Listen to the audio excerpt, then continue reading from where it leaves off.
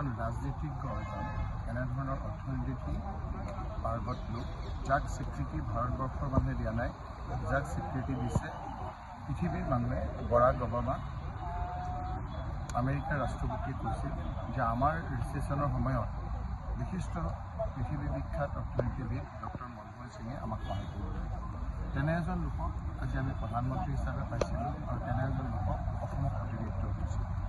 আজি অসমে কি পাইছে কি নাপাইছে সেই কথাখিনি আমি ৰাজনীতিবিদসকলক সোধাত কৰি সেই সময়ত লাগি থকা যদি অৰ্থনীতিৰ লগত লাগি থকা বিষয়াৰ লোকক সোধে 90-10-100% অনুদান নীৰৱে আজিৰ নিচিনা আপোনাৰ তেওঁ খুব প্ৰচাৰ বিমুখ আছিল আৰু সেইকাৰণে তেওঁ সেই নিজৰ ধাৰ লোৱা পইচাৰে তেওঁ নিজৰ প্ৰচাৰ কৰা নাছিল।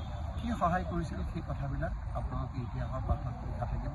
সেইকাৰণে ডক্টৰ মনমোহন সিঙে ডাঙৰীয়াই দুখত কৈছিল যে মোৰ কথাবিলাক ইতিহাসে কিন্তু দুখ লাগে যেতিয়া বহুতক সহায় কৰা লোকে আজি ডক্টৰ মনমোহন সিং ডাঙৰীয়া মোৰ মনত পৰে যে যেতিয়া ৰাজ্যসভাৰ সদস্য হ'ব গৈছিল যিসকলক বিভিন্নভাৱে সহায় কৰিছিল সেই লোকসকলে তেখেতক সুবিধাত পেলাইছিল। তেতিয়া তেওঁ নীৰৱে মনখিনি দুখ পাইছিল। এদিন আমি দেৱব্ৰত শইকীয়া আমি আহোঁতে এই কথাবিলাক তেওঁ নীৰৱে আমাক কওঁ আমি মোৰ মনত পৰে। গতিকে কথাবিলাক আপোনাৰ যেনেধৰণে আমি ডাঙৰক সন্মান কৰোঁ মৰম কৰা এই অসমৰ সংস্কৃতিক পৰিপন্থী কাম কৰিছিলোঁ এই সময়খিনিত আমাৰ মনত পৰিছিল।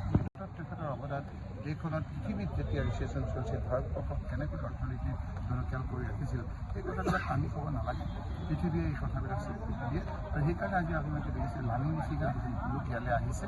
মই তেখেতৰ বিদেহী আত্মাৰ চিৰশান্তি কামনা কৰিছোঁ, গভীৰ শ্ৰদ্ধাঞ্জলি জ্ঞাপন কৰিছোঁ আৰু তেখেতৰ শোকসন্তপ্ত পৰিয়ালসকলক গভীৰ